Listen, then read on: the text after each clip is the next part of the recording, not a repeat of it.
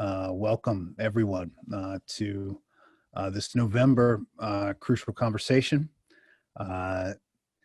You might remember in July of this year, the session of First Presbyterian Church of Dallas unanimously approved a confessional statement of purpose that unequivocally denounced racism in all of its forms and resolved to partner with leaders in our city that are already engaged in struggles for justice.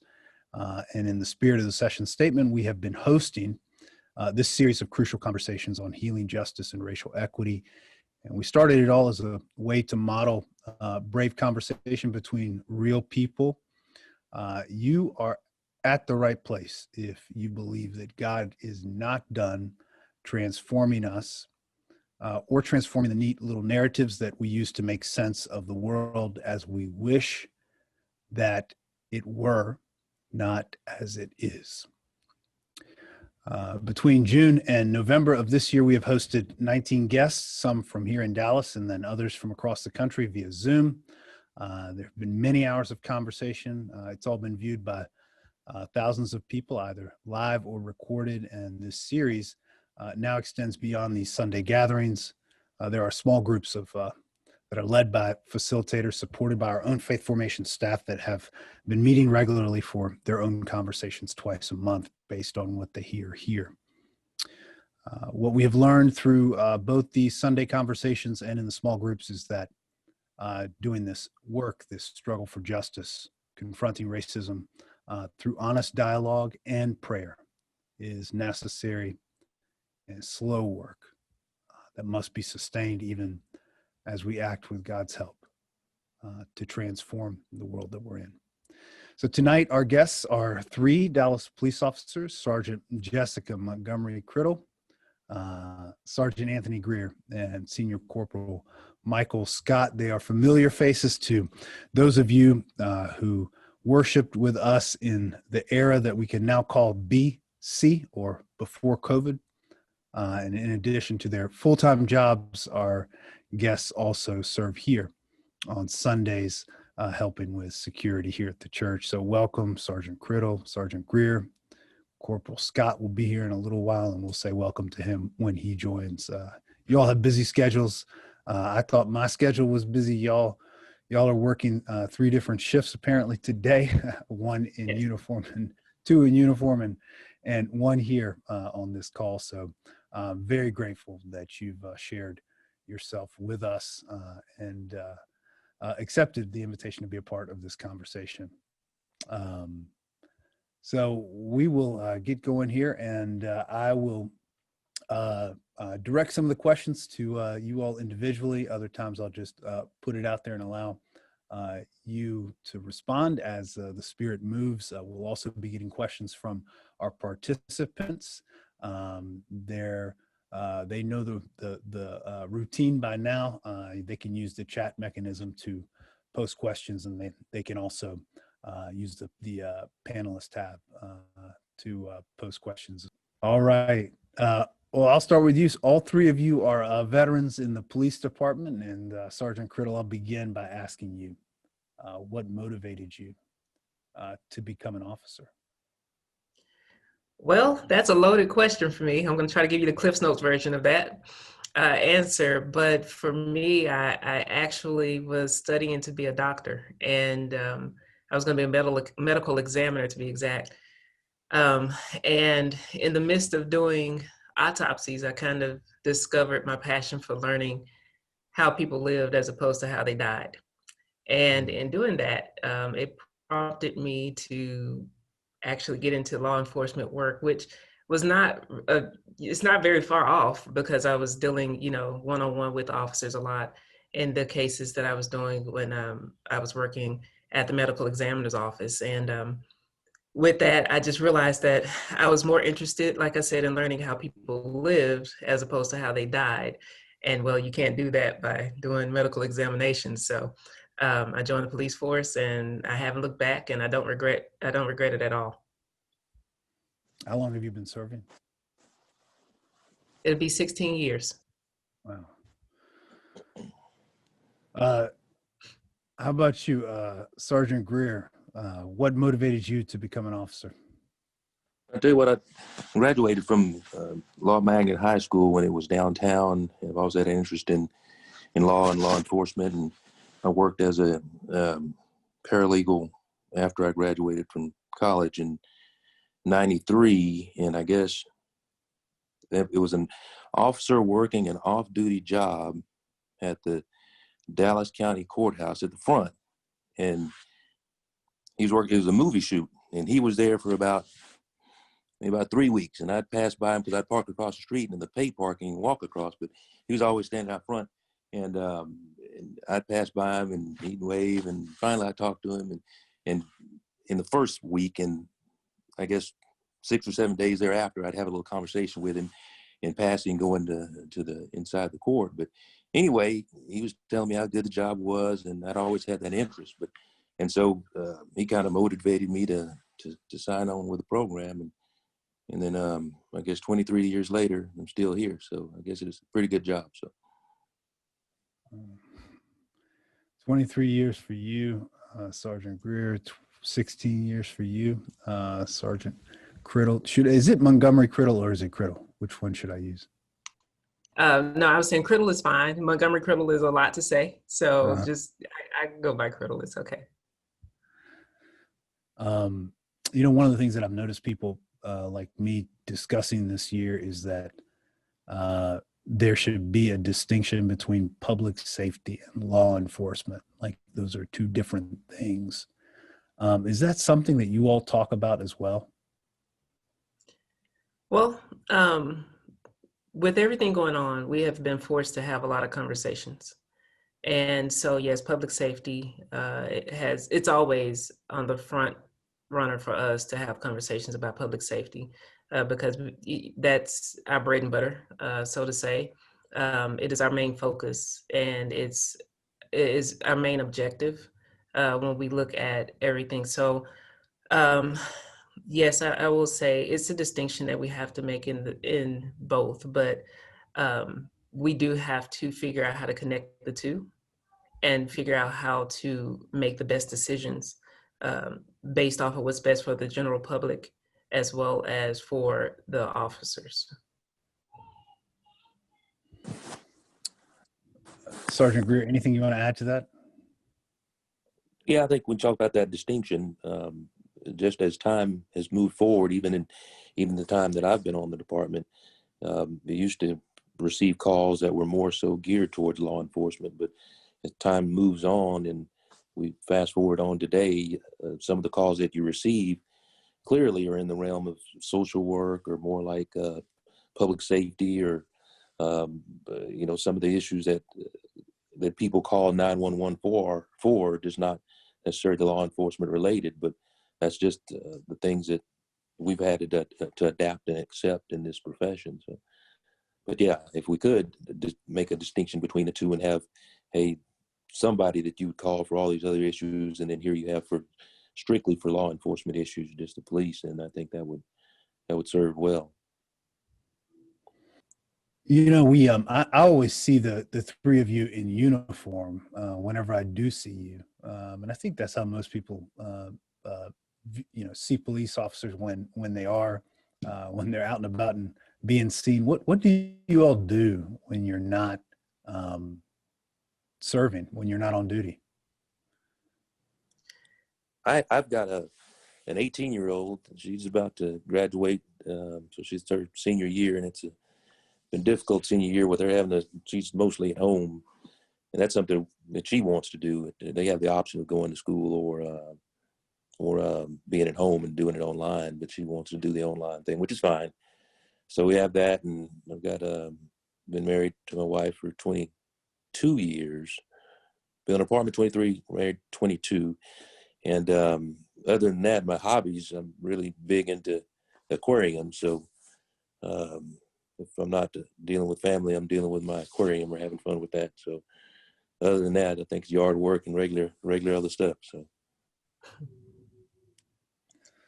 Well, I still have two young ones, so my hobbies have become their hobbies.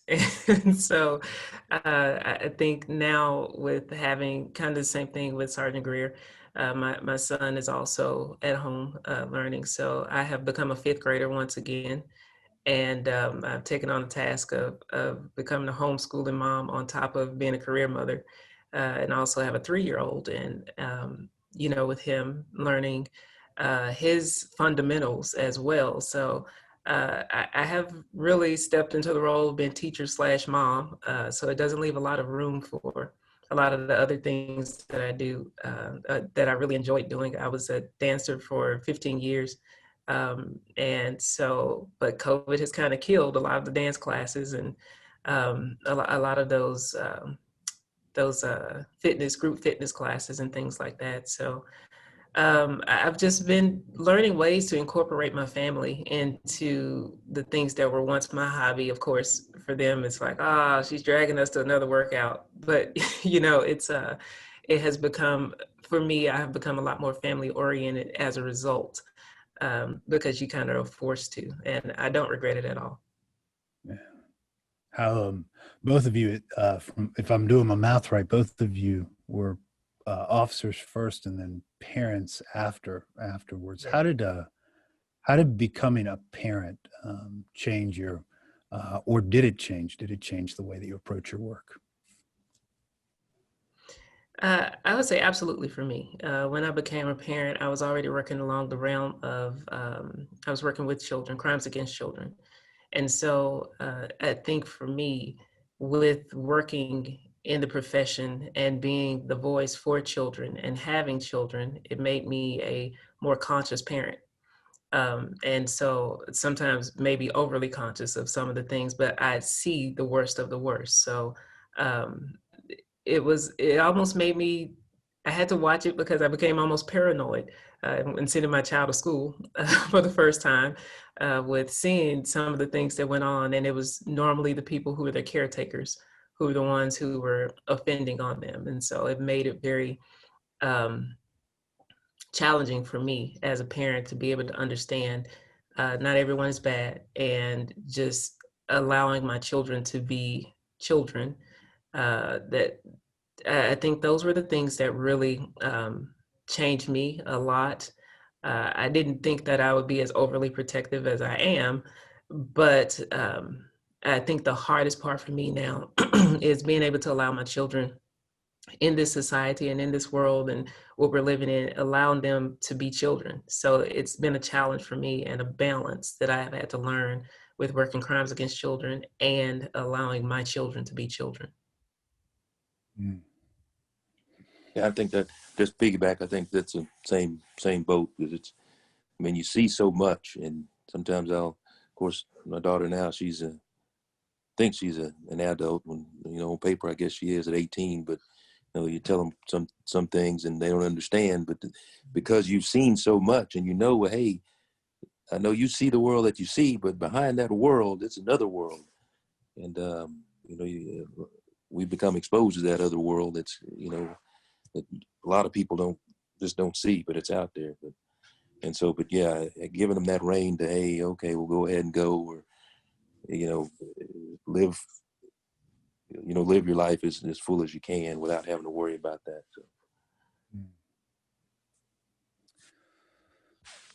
Thank you for sharing a bit about your families and your role as parents as well. So I know that's precious information, and I'm grateful for that, for hearing about that. What have you learned about Dallas in particular, specifically through your work as a Dallas police officer? I tell you what, I was born and raised here in Dallas. I don't know if you guys are familiar with the movie The Matrix. You take the red pill or the blue pill. You take the red pill, you're still just living in the regular life where everything's fine. But you take the blue pill, you're going to see the things that are behind the real world. And that's the part that opened my eyes. And hey, it's another world out there, and it's not so much, the friendly and nice sunny day that you see here. I tell you what, a really good example would be for before my police world, a beautiful, sunny, warm day, perfect weather. I would think, man, this is a fantastic day. But now my police world, when I go to work, beautiful, sunny, warm weather, perfect weather day for police, you're going to be busy, busy, busy with calls. People are getting it because it's so warm and people are out and people are doing things that they shouldn't do. So that's just an example. So it changed the weather can, it's your perception of the weather has changed because of the work that you do. Something as That's right. fundamental as that. For the weather outside today, it's gonna not be a whole lot of calls holding, and people for the most part are going to behave for whatever reason, just because of the cold and just want to bundle up and kind of sit still. So. Yeah. You may have domestic calls today because people are stuck in the house with each other. So yeah, that's what we kind of see. On bad weather days, we see more domestic calls. But just like Sergeant Greer, I'm from here as well. And so my parents were really active in our community growing up. And my father was very active in, dealing with some of the community politics, not necessarily the city politics, but the politics in our community. So I did grow up seeing the inner workings sometimes of how things work and how our community interacts with the police department. That has since changed, but growing up, my parents they were very active with the police department and with city council and helping some of the new people who are involved in city council. I mean, they're now old people, but they were new at the time, become involved in city council. But it has changed for me because just like Sergeant Greer said, you see some of the inner workings as a police officer. You see the inner workings of how the city politics are operated. And you learn things about other communities that you didn't necessarily live in or grow up in. And you see the different the different mentalities of different communities and how they view policing.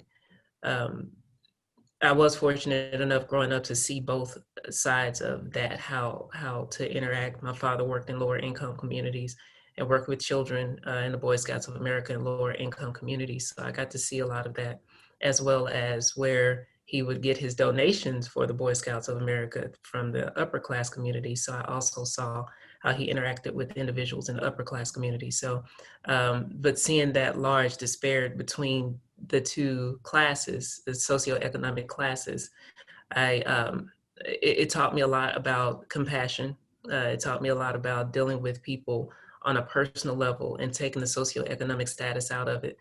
And then that's how I learned to interact with people in general. You said something just now, Sergeant Montgomery-Criddle, that your parents uh, were dealt with the community and were helped with the interactions between the police and the community. And then you said some of that has changed now. In what ways has that changed the way the police and the community interact with each other? I think where there was a level of respect, and not saying that it has changed dramatically, but it has changed where I think that where the level of respect for authority was there before, it has changed the way it looks now. So I think some people feel that there is a level of respect for authority that they no longer have to have. But I feel like respect for authority is taught from you instill that in your children as parents. You teach them that you are the authoritative figure, the first authoritative figure that they have to adhere to. And that just resonates into adulthood and into the community. I don't see that as often in some communities. And I think some of that has to do with disparage of the police interaction with the particular community. But the flip side to that is that sometimes people tend to adopt other people's experiences and not necessarily their own. And so that causes them to they just adopt a certain type of a viewpoint of policing that's not necessarily true for themselves, but they adopt that and they take that on, and then it causes unnecessary conflict between the two. Mm. Mm. Well, this is a question that I've asked almost all of our guests, and I've been eager to ask you all as well. I mentioned that session statement a little while ago that we made back in July. Was all that was compelled by um, uh, the death of George Floyd, and all our experience. Really, I mean, watching that video. What, as officers, what was your experience? If you did watch that video, what was your experience, and how did you perceive it in ways that might have been different um, from people who aren't officers? And then, like, how did you perceive it in ways that were probably just like the rest of us? As for me, it's kind of, of course, it certainly happened, and you certainly sit there and watch the video, and I've watched it numerous times, being, training at the academy. But you kind of watch it in disbelief. Can you not see that the person is not breathing? The person was moving, now they're not moving. Can you not hear people telling you, look, the person's not moving? Can you not hear people telling you that, hey, he's not breathing? Those are the things that struck me the most as being a police officer. Of course, if I try to put on my citizen, never been a police officer hat, if I try to do that, then you have the idea that, hey, I can't believe this officer would do something like that. And from the citizen standpoint, it would kind of move you into the way of thinking, well, if this is going on right here, all those stories have to be true. Now, this is something that's not uncommon. But the reality of it, and I put my law enforcement hat back on, although those incidents do happen, it's not commonplace. But if you have the 1, 2, 10, 100 videos of bad behavior from officers, and you hold that against the millions of interactions that they have each day across the United States, the percentage is minuscule. So I kind of look at it, two views with the two different hats on. I know for me, I haven't met an officer yet, regardless of race, that thought that that was the right thing to do. And I think that in the haste of everything, I'm not sure that officer was thinking either. And so sometimes what has a tendency to happen is what we call in police work is what's called a OODA loop. And they call that, it's kind of like you kind of get lost in what's going on. You no longer start paying attention, you get tunnel vision. And so I kind of think, not knowing, and I'm not saying this is exactly how this officer was thinking, but I do know that sometimes in high stress situations where you have a lot of crowd around you and things like that, you start to, some of your senses start to go. And, but as a result, the other officers who are around you should also, if they still have their capacities, step in. And that's what did not happen in this case. And I think that's where a lot of people were really upset, because there were so many officers on the scene and no one stopped, even though they heard him say he couldn't breathe. No one took it upon themselves to tell the officer, hey, take a time out, take a breather, get up, walk around, step away from this for just a moment. We have him. I think that that's where the issue really came in for more individuals. And then, like Sergeant Greer said, once he stopped breathing, no one took any type of measures to resuscitate. Even though we are police officers, if we know that we have someone who's there, we at least learn CPR. And so at that point, you do whatever measures you can to try to resuscitate that individual until you can get the paramedics. Looking from the standpoint of an officer, knowing how I respond to situations, it really touched me really deeply, because as professionals, we're held to a higher standard. And me being the communicator that I am, I just didn't feel like it took all of that for the arrest. I mean, everything to me was excessive from the point of, the once he was detained, the kneeling down and all of that. if we're police officers, we're supposed to bring some level of peace. We're peace officers rather. Also, we should be able to bring some level of peace to a situation. When we show up. So seeing that the totality of the circumstances to me didn't warrant all of that. It really didn't. And especially, the man losing his life behind the knee on the neck and all that, that just tactically was all wrong. So it hurt me deeply because what he did put a stain on my job, my badge, how I do my job, regardless of how good of a person I feel like I am as an officer. Seeing that, it just lets me know,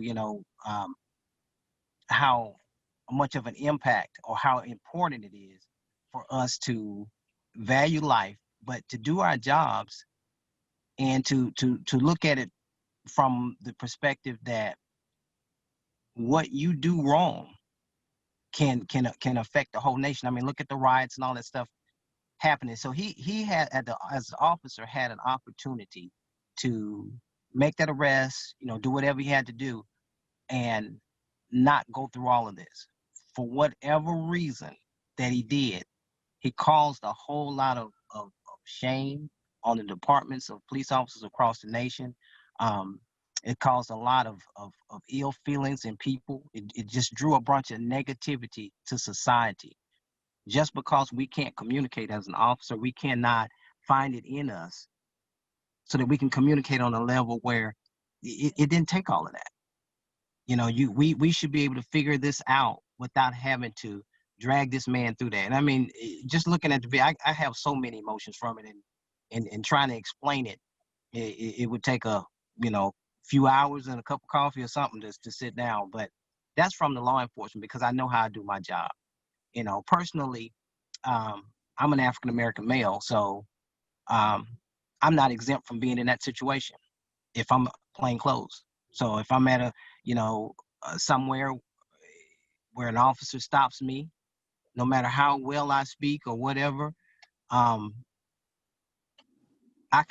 feel as though I can end up in that situation because I'm from Louisiana. I know Jessica and Greer from Dallas, from Texas, but I'm from Louisiana, so I live by a different creed when it comes down to or I think in a different fashion because I'm from the South and I've seen stuff coming up.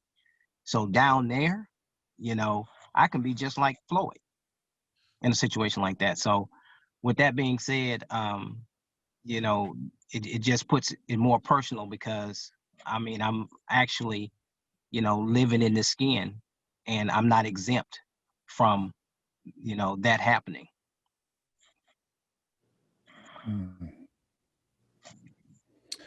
There's this assumption that I've got an admission to make to you all.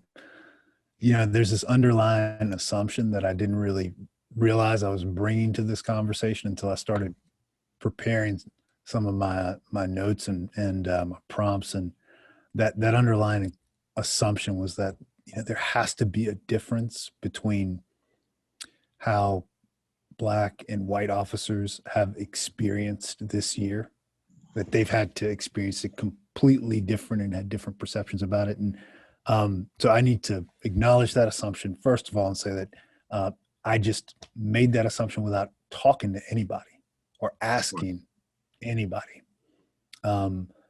With that said, was I wrong about that or was I right? That dependent on the color of your skin as an officer, you experienced this year, 2020, and the pressures that have come with it very differently. I will say I've had some of my Caucasian and Hispanic officers actually apologize to me. And in doing that, I think there is a ownership of guilt that they have taken on, not necessarily being something that they have done or wrong that they've done to me at all. But I allowed that to be an opportunity for conversation, and not one for shawning, not one for ridicule, or not one for saying anything to them to make them feel as if they had wronged me personally. Now, I don't know what they've done in their personal lives, but me personally, they have wronged me. So I left that as an open door for opportunity to let them know about just what's really going on in my world as an African American woman, and just let them know that, hey, it's an open door policy with me about having conversations and having the hard conversations. I think that's where I think for them, that's where a lot of it became very complicated, because they were afraid to ask the questions of things that they've always wanted to know, but they didn't have the courage to ask. And so, has it been different? Yes, it has been different for me. And then the flip side to that, with being an African American officer, you also get called names because now you're considered the oppressor.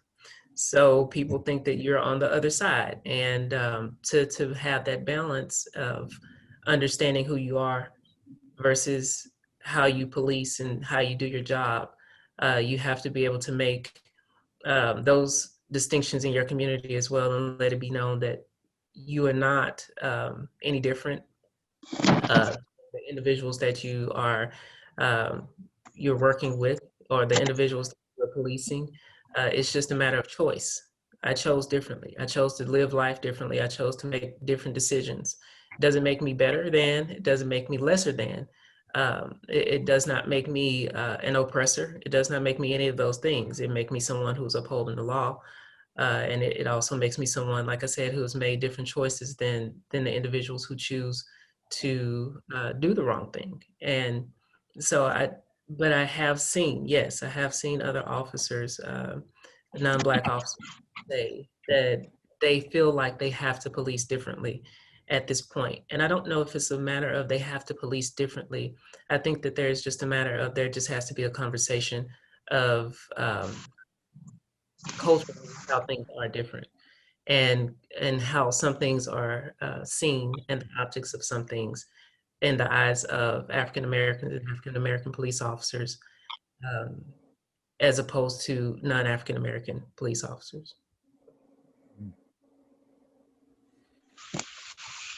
Sergeant Greer, Corporal Scott, either one of you want to take that question on? I would say that like Jessica, I've had some conversations with coworkers, and this past year it has been very challenging to be African American and to come do this job with coworkers that have the ones that I work, because we work in different units. I'm in traffic, so that have distinctively different attitudes or insights or responses to what's going on. And the bottom line is the law is the law when it comes down to, you know, how we are law enforcers, so we enforce the law. But with all of the tension behind what's going on in the world, I found that African Americans are, and the way that they approach it is this. I'm gonna speak for me.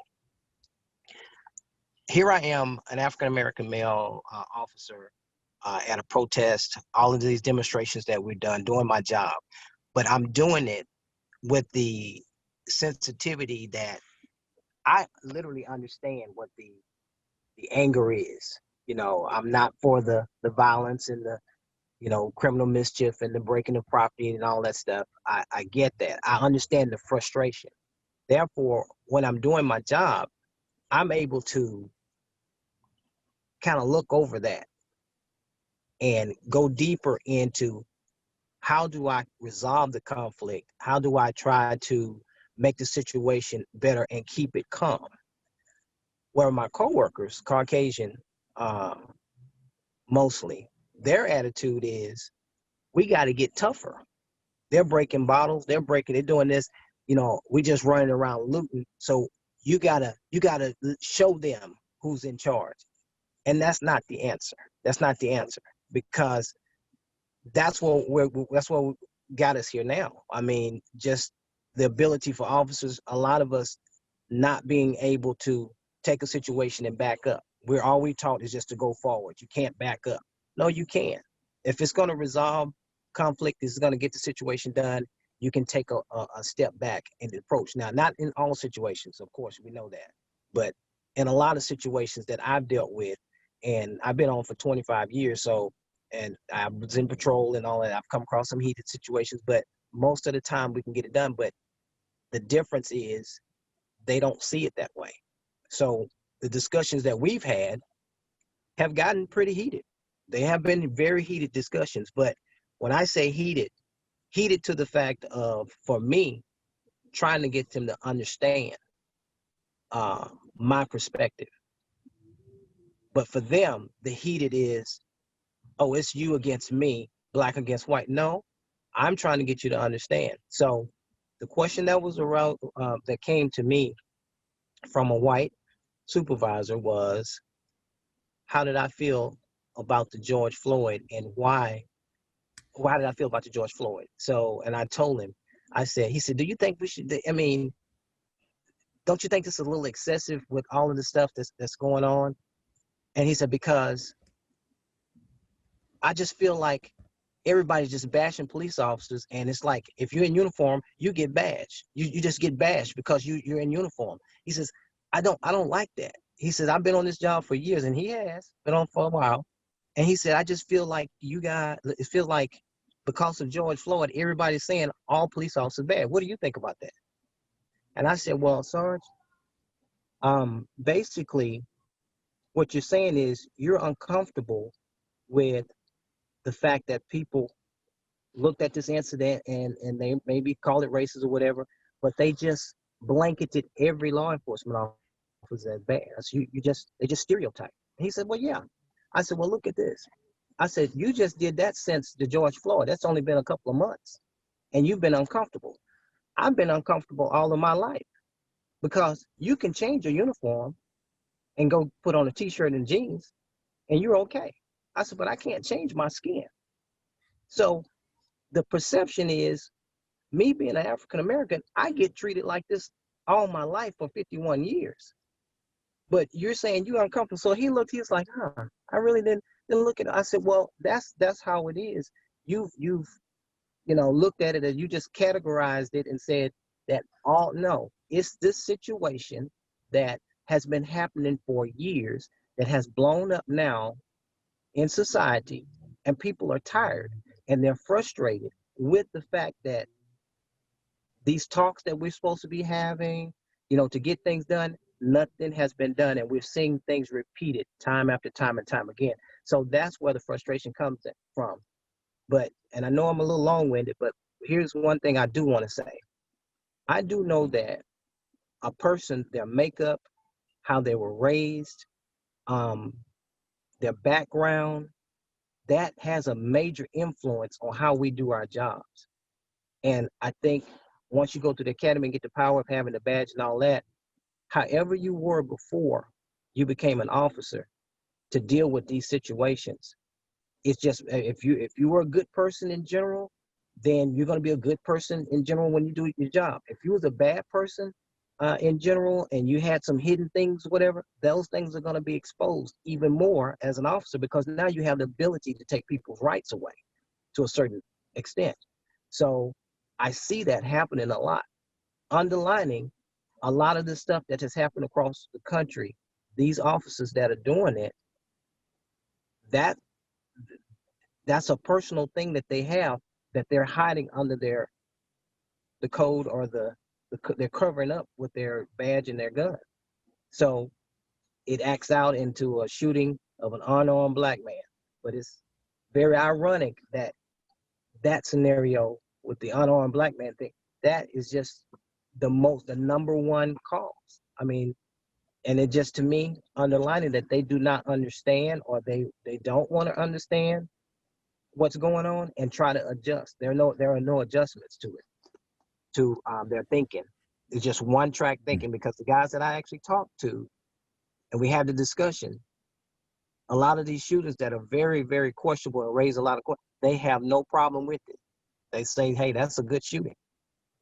They have no problem saying it's a good shooting, but they have a problem when I bring the question that, how could we have saved this man's life? Could we have done this at this particular moment? to have saved this man's life, to keep us from having to shoot or whatever. And I don't know if Jessica or Greer would agree with this, but I give this scenario a lot. I can talk my way into some fights. I can talk my way into a shooting. If I'm on a call or on something and talk to somebody the wrong way in authority, and that person is bigger than me, I can push their buttons enough to get them to respond to me to where I can hide behind the code of, hey, tactically, I feared for my life and did what. To me, that's the way I look at it. If you push the right, if you're there to help, then help at all costs. If you're there to save lives, in the heat of the moment, I understand when people blazing guns and all that. I'm talking about these situations, 90% of them, where you come up on and you got something calm that ends up in a death, a traffic stop, something minor, a traffic stop, the lowest form of an offense that ends up in a death behind a shooting or something like that. So I don't even know where I was going with this because I kind of strayed off. But the bottom line is, I really think that, you know, from my perspective, that it's a lot of having to do with a person's individual ability to adjust their thinking to help in society. I go from a spiritual background. I look at it as, I don't categorize it. I just say, you know how they say back from where I'm from, don't let the devil use you. I think the evil spirit moves in hosts and people. And it's just not a white or black thing. It's just the fact that evil, if you allow it to get into you to do things like that, if you don't control it, then it'll get the best of you to where you're making decisions that, you know, that affects the whole world. I always say we take imperfect individuals and make them police officers. Yeah. So when you do that and you uphold them to a different standard, sometimes that standard can't be met because those individuals, their imperfections supersede, you know, their ability to want to do what's right. And let's face it, it's in every profession. Some people, you have those bad people that sometimes just slip through and they slip through the cracks and they make it in. It's just very, it can be amplified a lot in policing, especially now with cameras and everything that's going on. It can be very amplified. So I think, like Sergeant Greer said earlier, you know, it's a small percentage of individuals involved in policing that make that bad name for us. And I think it's that I call them the 1%. That 1% always gets highlighted viewpoints from the news stories because it's a good story. It's gossipy. It's, you know, it makes for headlines. And so those are the things that people want to see. Nobody wants to see when the officer goes out and buys someone lunch. Nobody wants to see when the officer saves someone. You know, it's just, I make it a point when I'm in uniform. Sometimes if someone buys my lunch, I make it a point to buy the person's lunch behind me. And then I just tell that individual to pay it forward. It's a small gesture on both sides, but I do that intentionally to let people know that I do appreciate you as well as you appreciate me. And we're in this together. Yeah.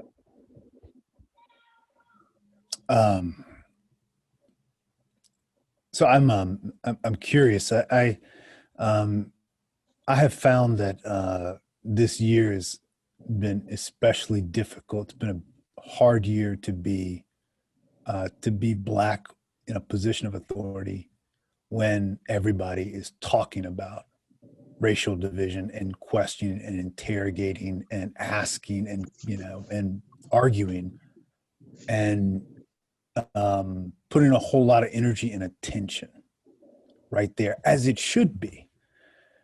But nonetheless, it is, it's tough to be, to be a healer and a peacemaker, or as Corporal Scott said, you all are peace officers, but you nonetheless are coming into a conflict that often is heated, amped up by racial difference or perceived racial difference. How have you personally how have you taken care of yourselves through this year? What do you do to sustain the energy and hopefulness necessary to be in a position of authority at a time, and to be Black in a position of authority at a time when everybody is focused on race?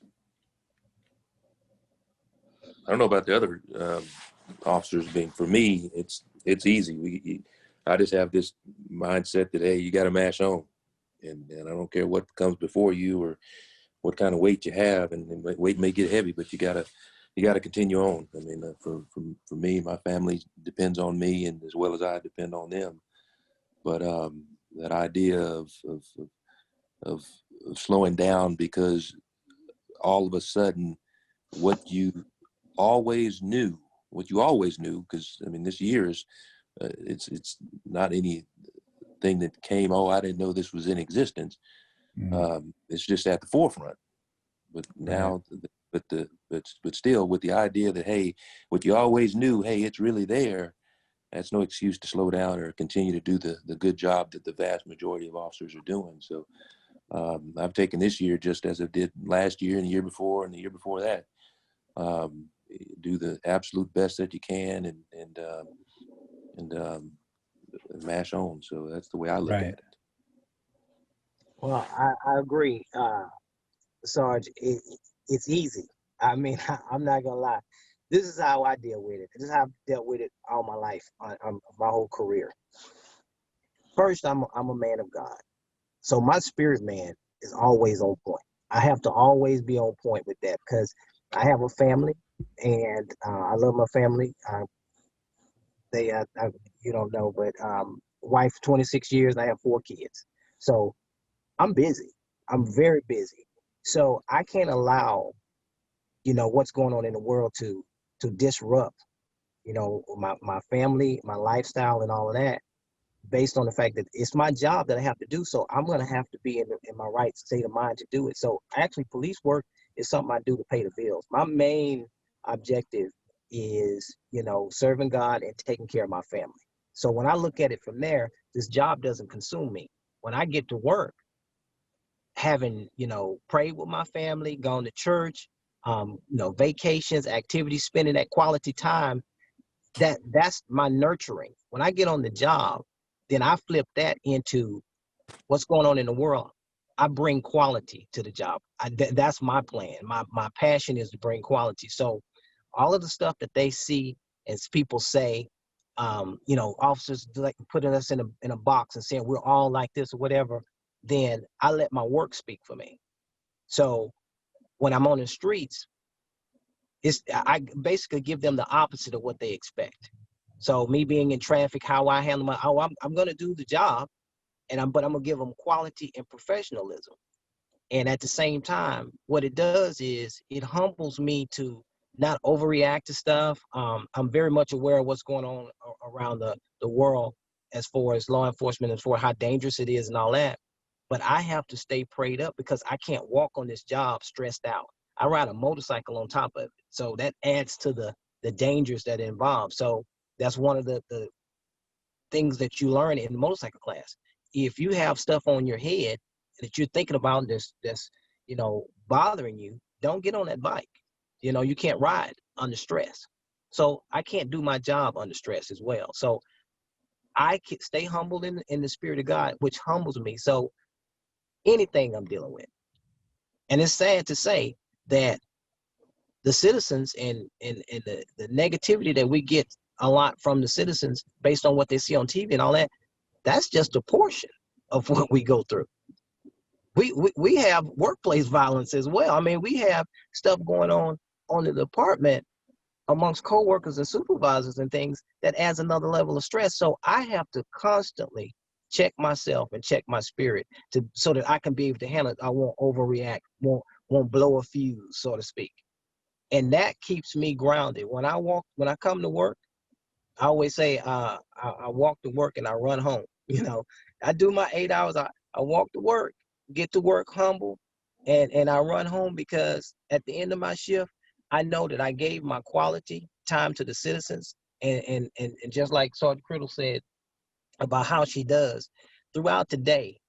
Just as God gives us grace and mercy, I give it out, because what you give out comes back to you throughout the day. No, I can write ticket after ticket after ticket. I can enforce the law and just be by the book, but I look at the totality of the circumstances that's going on in the world. I look at the state of the economy and all of that, and I do my job, but I'm more fair. And what citizens and people realize when I do that and be the officer, because sometimes it's tough love. Sometimes I do. I issue those 2 citations when I know, hey, I don't have a job. I understand that, but you're reckless on what you're doing. 70 in the school zone is not acceptable. So we're gonna have to deal with this. So that type of thing. But for the most part, because I stay humble in the word and I have other activities and hobbies that allow me to detox from the stress of the job, that 8 hours I have on the job is quality. They're quality hours, Mm. and citizens are the best of the best.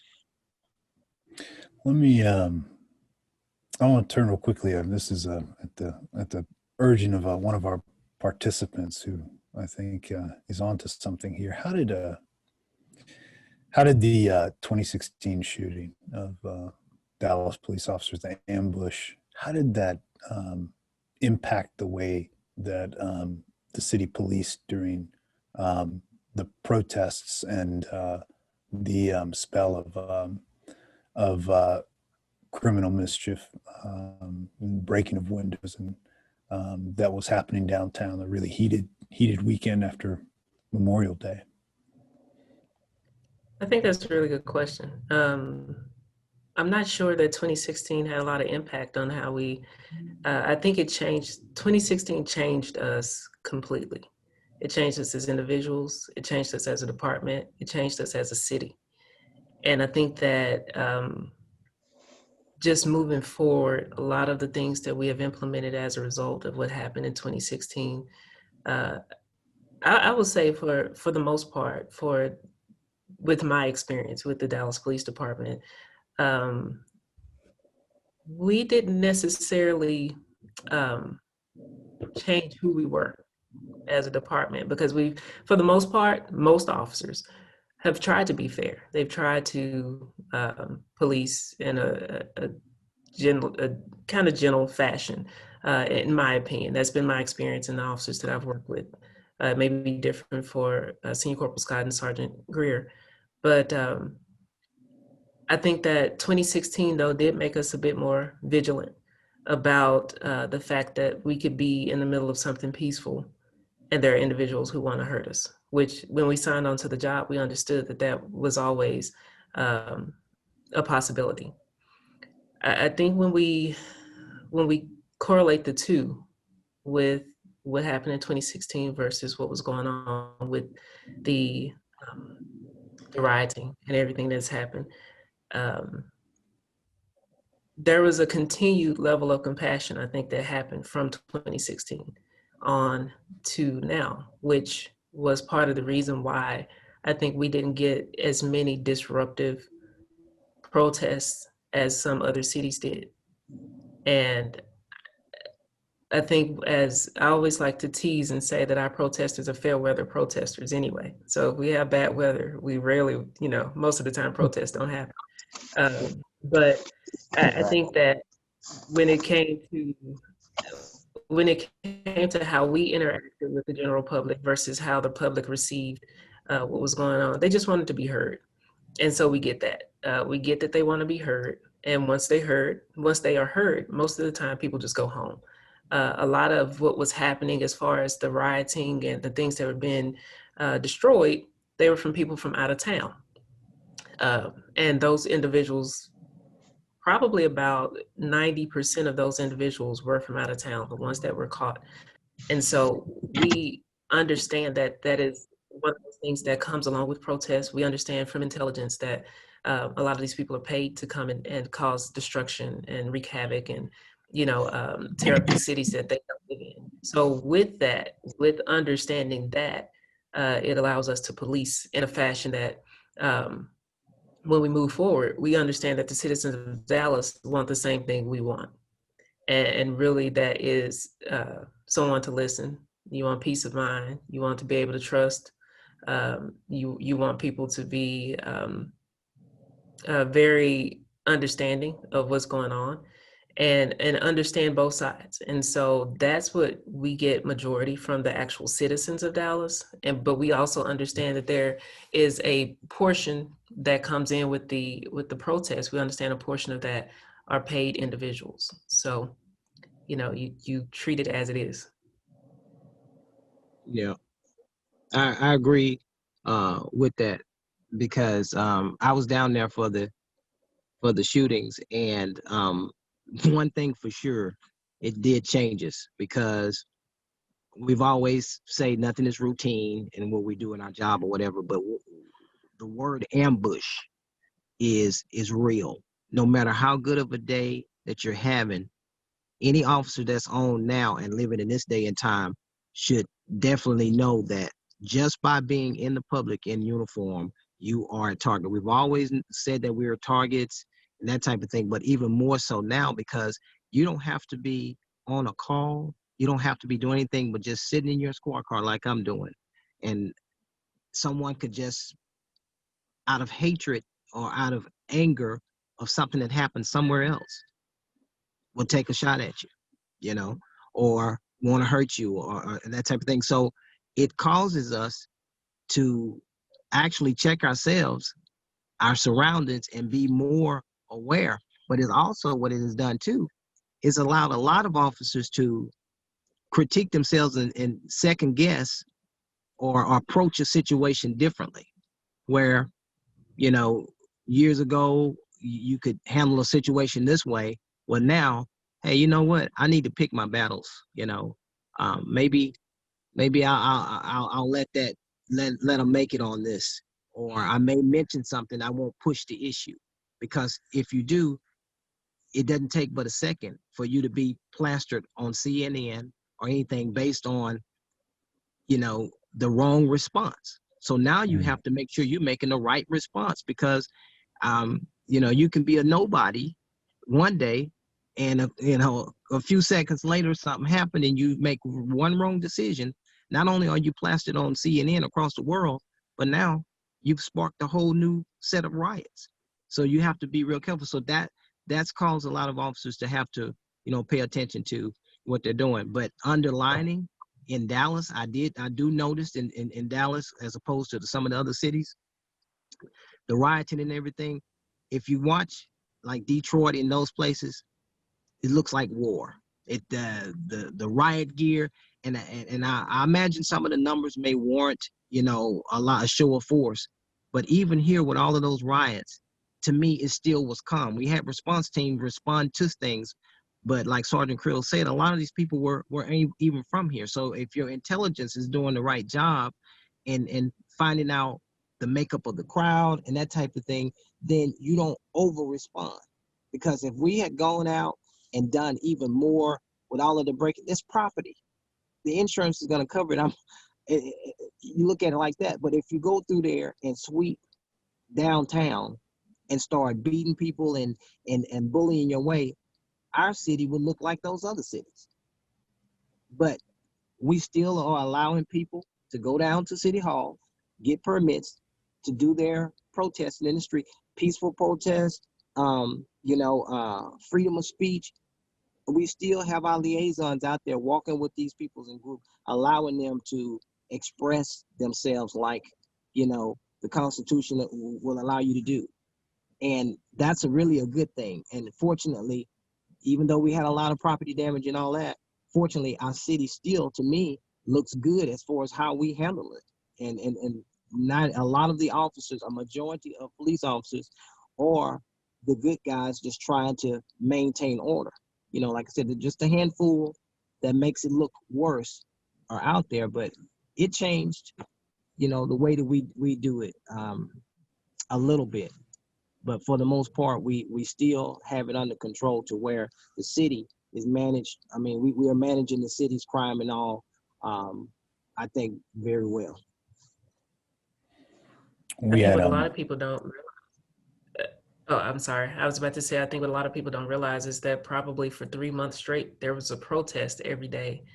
And so I think it was very well managed, and the citizens didn't have to be subject to an immense amount of crime as a result, because like Corporal Scott was saying, they were allowed the opportunity to voice whatever their issue was. So it Right.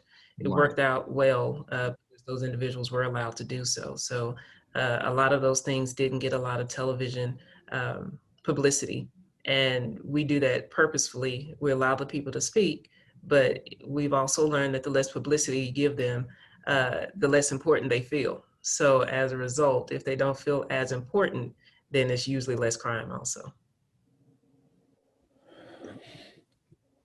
We had a believe I just skimmed the paper this morning on my way in as I was getting out of the house, but I think saw last night that one individual was shot by a protester last night in, I think it was Washington, Seattle, and the fight broke out, multiple fights in Washington D.C.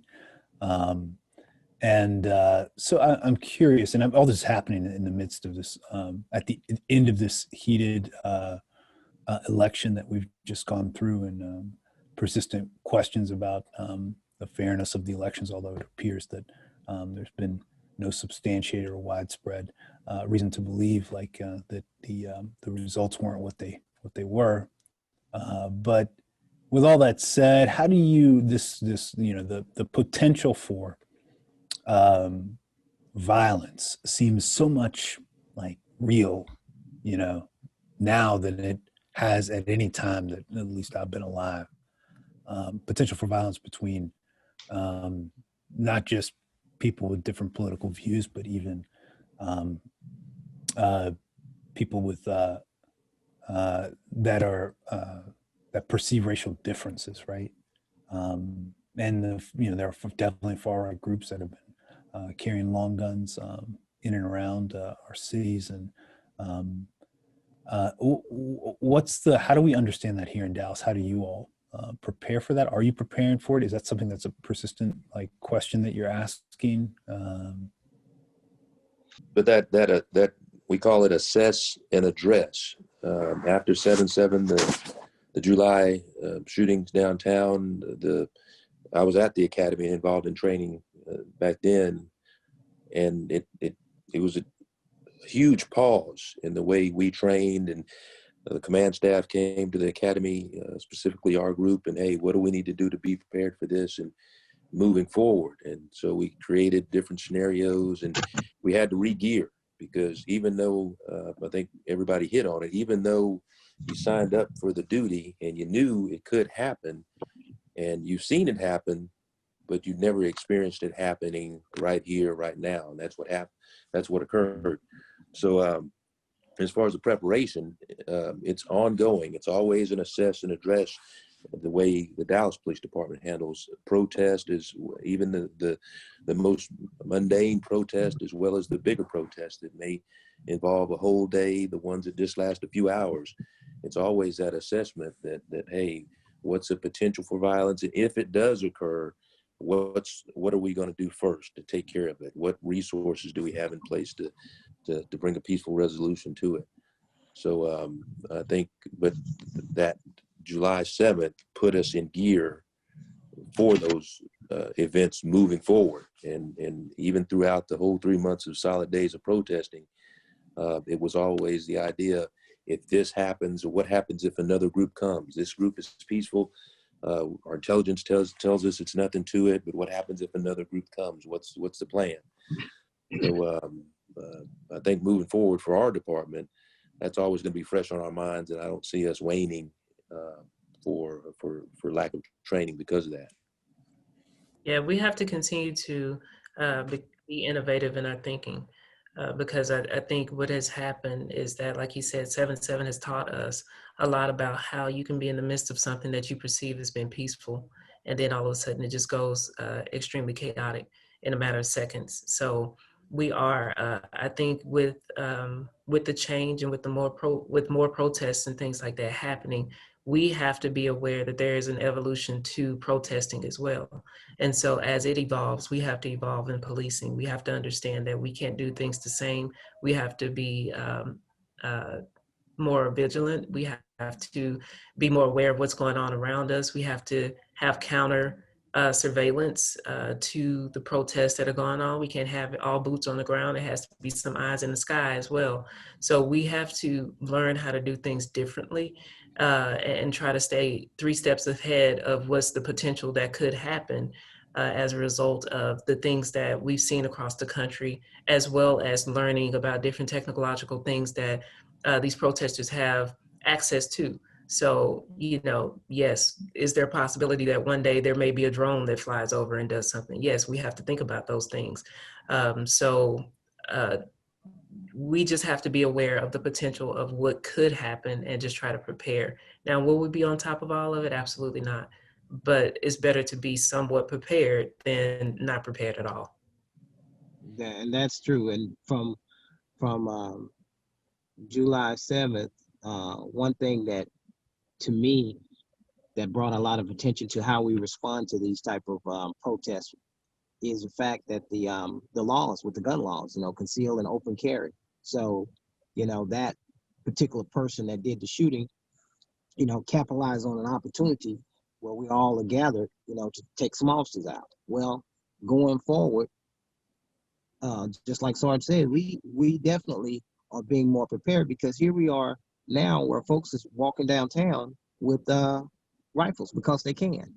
It's the law, you know, and you know we're having to critique it and understand it, but that is the new norm now. Even though, you know, we have these laws that you allow you to carry the guns and all, we have to monitor what large groups are getting here and doing things, because now, you know, long rifles they cover a lot of ground. So it has to be well thought out. And because of that incident, you can rest for sure that, you know, we as a department here in Texas, in the state of Texas, with the laws like they are definitely, you know, that's something that sticks out a whole lot. And because, I mean, even myself, when I think about it, the first thing I did was went and got certified to carry AR-15 because I felt so helpless that day, you know. And I think about it even now. I don't no longer carry it, but daily I've changed my routine on how I do things, you know, because I'm all over the city. So I don't have just a blanket. I have a blanketed way I protect myself, but at the same, I'm on a motorcycle. I have to think about other dangers. So I do see a lot of, I would say, the race debates going wrong. I see a lot of people more argumentative and, you know, want to express their opinion about what they think is right and wrong, and where, you know, with the political campaign and all that. But Yeah. I think that they've tried. A lot of people have tried, and maybe they are working to come up with something to, you know, bring the Dallas, to bring more attention, like some kind of a riot. I mean, what not a debate, but protest, you know, to try to bring more attention. Well, normally it goes through City Hall or some main forum downtown to get the publicity, but the department is on it, to the fact that they are well aware, or the intelligence is keeping us aware to be able to be proactive and at least, you know, have a plan to address it. Just like Sarge said, would you say, or are you saying, Sarge, address as a need basis, or assess and address? That's an address. Yeah. Well, I did not give y'all a question, or option, or opportunity to ask me any questions. Y'all have any questions for me here at the end, with like 3 minutes left in our time together? Well, if not, I would like to say I appreciate you for having us on and we for allowing us to speak. Well, hold on now before you get too far. The most important question I've got for you tonight is there anything y'all can do about the traffic cones on Hampton, you know, like south of 30 and Oak Cliff? Any chance y'all can get all those cones taken out? Well, We're gonna have Hey, a what recall. That's a city. too far Whoever's from me, fixing the so I street. drive that road all the time, and it's incredible. I mean, Well, there's yeah. traffic cones from all the way Loop 12 all the way up to I know. Every is day, it I mean, construction? one lane cut off. No work construction, but happening. I don't understand the logic of what construction. I don't know what engineer was doing it, but how do you Right. make a 3-lane road down into a 1-way road, but you're only working on half, just 25% of the road? It's just, and it's been that way Yeah. for the last, I guess 2 probably months. no, Yeah, it's more than that. I've 'Cause been counting. yeah, Wow. probably about 4 months. It's rough. It's rough. Hampton is rough. That's all I'll say. Yeah, Yeah. I always question where they hire these foremen from who are supposed to be over these jobs because Yeah, Yeah. they're just. they pre-plan and then they quit. Well, Yeah. I just want to say, you all, you've always been serving under pressure, and then through this year as well, the pressure has been immense, and all eyes have been on you. And for you all to just give us an hour and 15 minutes to talk about your experience, and to talk to us, right, and allow us to talk to you, that is a gift that I will say on behalf of the church, we are grateful for. So, Yeah. and I hope to see you soon again in the building one day when we're able to gather back together. Can I pray? Can I pray for you all and pray for us before we leave? Absolutely. Absolutely. Okay. God of all goodness and truth, God of all people, strengthen us to not give up on one another.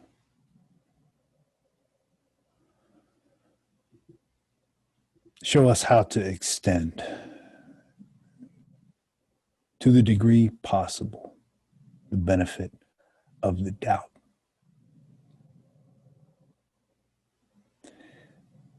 Protect our 3 neighbors here. Love on them, God, in the same way that they have loved on us. Yes. Keep them safe in the same way that they serve to keep us safe. And may we all find ways, new ways, to work together for the transformation of our city so that it looks more and more like the kingdom of God each day. Make our prayers in the name of Jesus. Amen. Amen. Amen. Thank you. Okay. Yeah. Bless y'all. Thank you so much. And I'll see you all again soon. Bless you. All right. Thank All you right. too. Thank you to everybody who was here with us too. Yeah.